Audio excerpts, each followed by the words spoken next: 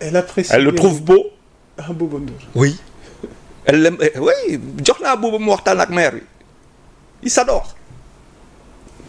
Qu'est-ce que tu veux? Je dis, maman, c'est votre fils. Oui, laisse tomber. Il est beau. Oui. On n'est pas parfait, quoi. Léegi nag l'émission que l'on fait, parfois on a des hauts, parfois on a des bas. Loolu day am. Mais dans ces dernières années, mais yow munoo xam dans quelles conditions les gens faisaient jàkkaarloo. Douloureux, hein?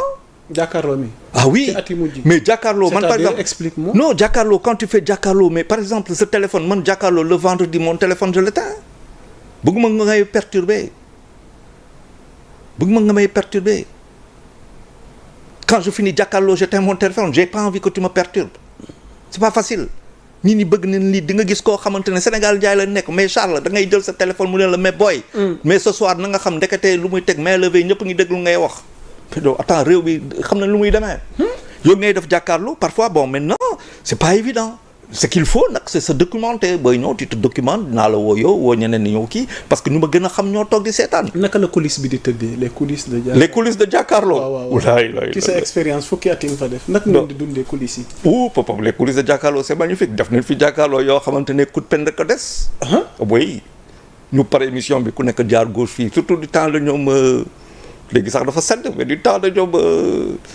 Khalifa Diakhaté comment il s'appelle suma xarit bu baax bi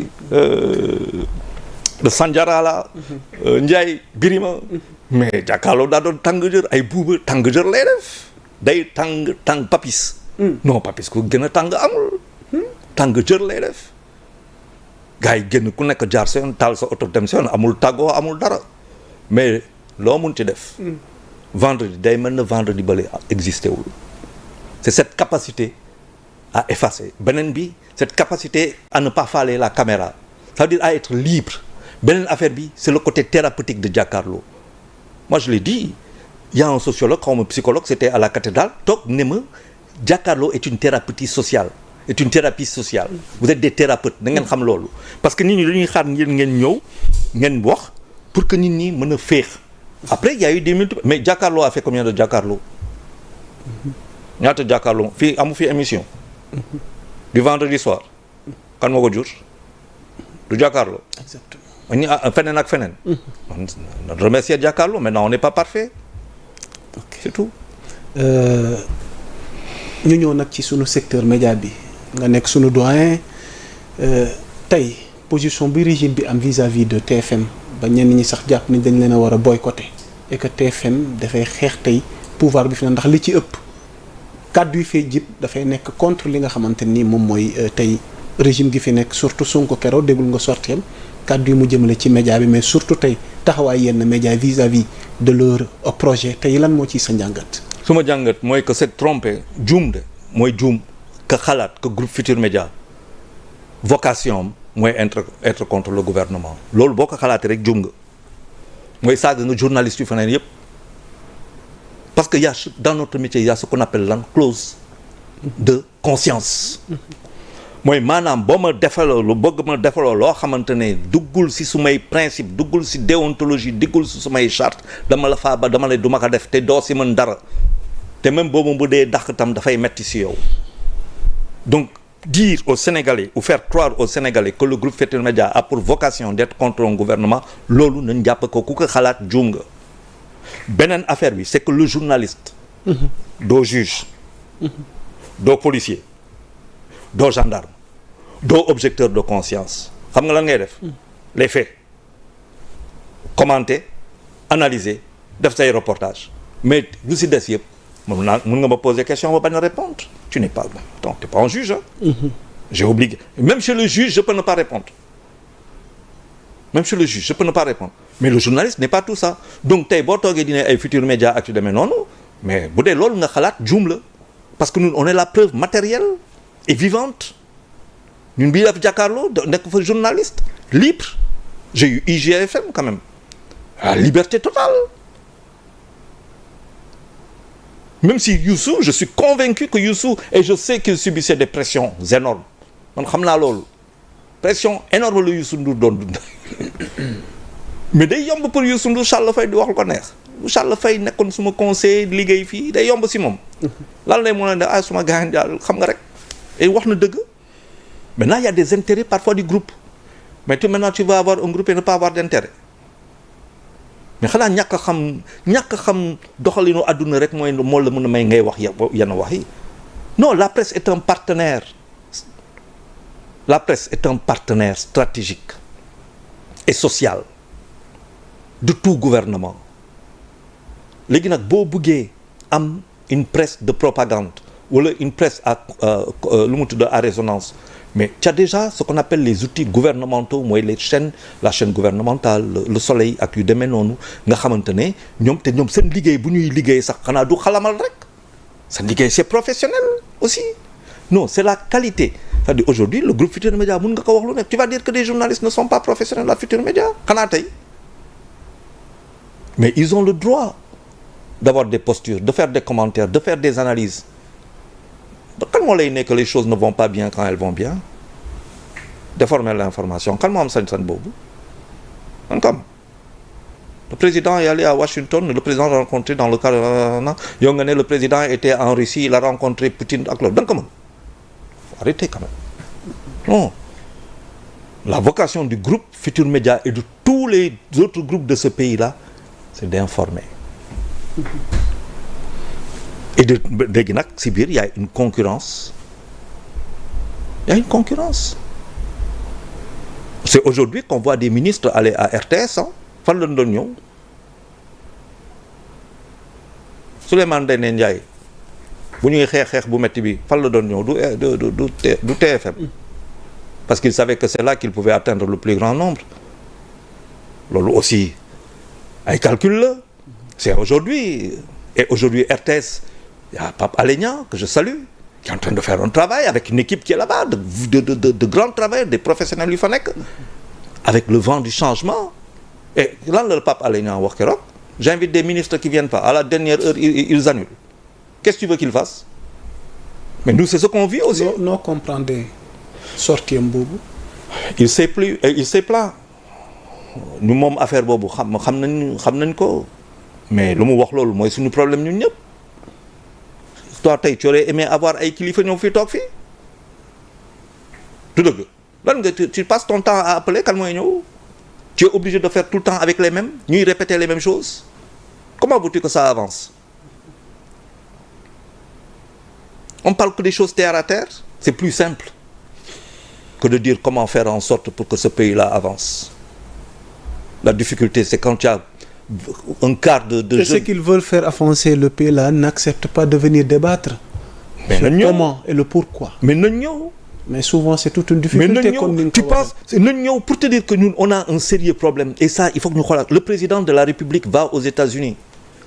Moi j'aurais dit pendant 3 jours avant le départ du président des États-Unis, c'est comme pour le premier ministre qui va en Chine. Fala bëggoon jeexale léegi dama bëgg léegi ñu terminer rek sunu potum biir mooy média bi presse bi ak expérience gi nga ci amee tey noo gisee avenir u presse bi parce que 14-15 mois aide amul subvention yenn convention yi dagg nañ ko boobaak léegi état nit ñi ngi koy xaar ngir mu teg loxo donte moom it mi ngi ci logique gu tey assainir mais boobaak léegi tey am na kër yenn kaay yi nga xamante ne tey ñu ngi ci ay jafe-jafe fan lañ nar a jëm ak bile situation tey. Àllaaxira ñun àllaaxira lañ jëm. On l'a pas encore compris àllaaxira lañ jëm ce n'est que le début nee naa gisaguñu dara. déet waay. oui gisaguñu dara l'IA arrive qui est préparé à ça quand je te dis le président de la République il va aux États-Unis pendant 3 jours toutes les chaînes de télévision ou certaines chaînes de télévision le gouvernement même aurait pu financer ça mais loo gis moom ay touche la loo gis si je suis un libéral j'appelle TFM j'appelle RTS je t'appelle toi j'appelle des gens je veux dire il y a le président qui va faites-moi des débats au moins de telle heure à telle heure pendant 3 jours tout il y a l'ambassade des États-Unis qui est à Dakar on va discuter pendant 3 jours on va parler sur la est-ce que c'est par exemple immigration les spécialistes de l'immigration on va parler par exemple s'il s'agit de port de machin comme ça on va pas s'il s'agit de terres rares on va appeler s'il s'agit de sécurité nga def c'est ça la presse c'est ça les médias mais pour nga mën def loolu faaw que nga am ay partenaires soit c'est du secteur privé soit c'est du secteur public si le secteur public te dit doxuma la dara joxuma la convention jàppalewu ma la tu es là c'est que le secteur public n'a absolument rien compris le secteur privé pour que mu mun la jàppale foog mu am marché amul marché le premier ministre est allé en Chine pendant 2-3 jours on aurait pu faire pareil c'est ça des médias qui avancent de pointe on est dans la on parle de quoi le président va aux États-Unis on parle de Gadiaga mon pauvre ami là qu'on retient comme ça on le retient bon je suis désolé quoi c'est pas beau pour notre pays quoi c'est pas beau pour notre pays c'est ouvert un peu partout le président est aux États-Unis après il y a le premier et puis bon nous on est là quoi c'est de ça on a nos enfants qui font le bac nga may ne mais àllaaxira lañ jëm on a nos enfants qui font le bac on te dit que xaw ma un quart des enfants ont réussi loolu kenn du si wax des enfants de 17 ans 18 ans 19 ans l'avenir de ce pays là mais chez nous l'avenir n'existe même pas xam nga lan moo metti tubaab day toog xam nga pourquoi tubaab yi di ñu dominer parce que le tubaab il investit dans l'avenir pour que la race dominante la race blanche soit toujours dominante nous on n'a rien compris nous on est là bu ñu amee as tuut takk ay jabar am ay doom bu ñu dee kër ga takk c'est un éternel recommencement pour que ça change on avait l'occasion ou jamais que ça change avec ce nouveau pouvoir qui doit comprendre que c'est un pouvoir de transition c'est pas un pouvoir de teesante mais buñ ko comprendre wul tam yeneen sénégalais yi taxaw laa dëkk bi en 2029 fa la jëm nit ñi nañ comprendre suñu ñi ñuy doon sonn maa ngi lay wax sànq le père qui rentre à la maison njaboote so doom yi di xaar ay dépenses di xaar ay añ di xaar ay reer xaw ma ak lan amoo looy lañ di wax mooy lii ak lii ak lii ak la mais dañuy toog xaal sa autorité sax dootuñu ko faale loolu moo ñu dal nañ xalaat suñu réew boo ko bëggee redresser on te parle de redressement économique très bien c'est quoi un redressement économique moi je connais redressement fiscal comme on dit c'est quoi un redressement économique depuis qu'on me parle de ça 26 septembre 2024 on te dit que le pays là sous-sol le président dit ça va dans tous les est-ce que tu as entendu parler d'un plan d'agir rien du tout aujourd'hui on te parle mais j'ai envie comme on dit c'est quoi le plan de redressement pour que ma xam qu'est-ce qu'on va faire aujourd'hui j'ai peur dans ce pays là quand je vois ce pays je me dis bon on a la république des inspecteurs des impôts peut-être qu'on va avoir la république des juges la république des fonctionnaires qu'est-ce que le privé font ils s'en vont on a des gens qui sont en prison des hommes d'affaires qui sont en prison c'est vrai mais il faut que ça aille très vite on a parlé des assises de la justice très bien où est le procureur où est le juge des libertés le président qui reste jusqu'à présent président du match on reste dans ça ou pas les articles de liberté rien de tout ça et on continue réew bi kenn ñemewul wax tabaski bi du passé nii y a pas eu plus difficile que ça dignité rek moo tax sutura ñu toog ñun ñëpp noppi ñu waxante dëgg les deux messieurs là pour eux pour nous pour le Sénégal war nañ toog waxtaan la presse moom àllaaxira bu ñu xoolul situation amul réew au monde amul organisation internationale régionale sous-régionale boo xamante ni si ay réseaux sociaux lay toog di seetaan pour xool réew bi lu mu fa mën a def ak moom c'est la presse sinon ce n'est rien comprendre à la marche d'un pays et aux relations internationales et ça s'ils ne savent pas alors des Sénégalais se mettront en face parce que nag aussi ça ne peut plus continuer comme ça quand je dis se mettre en face c'est qu'on va demander le pays ah oui mën nañ fa àgg am na solo waaw daanaka ñu ngi ci rek waaw ñu ngi ci cappaandaw gi parce que bëggoon naa nga am décryptage goo def ci boobu la tukki nga xamante ni son excellence Bassirou Diomaye Diakhar Faye def na ko fële ci États-Unis wax ñu ci lool te mënoon noonu occuper débat yi ngir ñu wax ci ngir xool retombées yi nga xamante ni moom lañ ciy amee tey boobu le voyage ak la fa xew ñu bëri jàpp ni respect gi war ci sunu réew africain yi tukkee ci États-Unis surtout Trump ba tey des na l'image ak épisode gi xew keroog mais yow tey noo jàngatee boobu le voyage ak posture tey sunu njiitum réew ak discours gi mu fa tenir ak retombées yi ci war a am.